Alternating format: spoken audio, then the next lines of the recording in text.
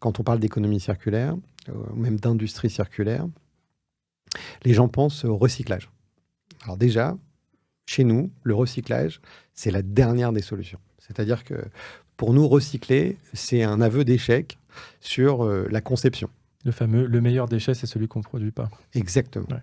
Et donc, l'ensemble des équipes de Mobion, que ça soit à l'électronique, à l'informatique, à la mécanique, enfin, quel que soit le rôle de ceux qui pensent l'AM1 de Mobion, c'est il faut que ça soit démontable, il faut que ce soit réparable, et il faut évidemment que ça soit recyclable en toute fin quand on n'a plus le choix que de faire du recyclage. Mais le recyclage, c'est vraiment la dernière étape, la toute dernière étape.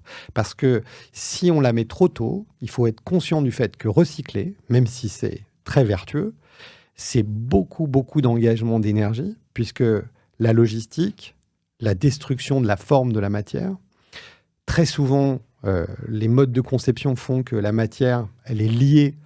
Tout ce qui est embouti, tout ce qui est collé, tout ce qui est soudé, fait que c'est très difficile, même peint. Enfin, tous les process, en fait, ont tendance à faire ce qu'on appelle, à rendre le downcycling, c'est-à-dire qu'on n'est plus capable de réutiliser la matière telle qu'elle était originellement, donc on va être obligé de l'utiliser dans des moyens qui seront moins vertueux, enfin de moins bonne qualité.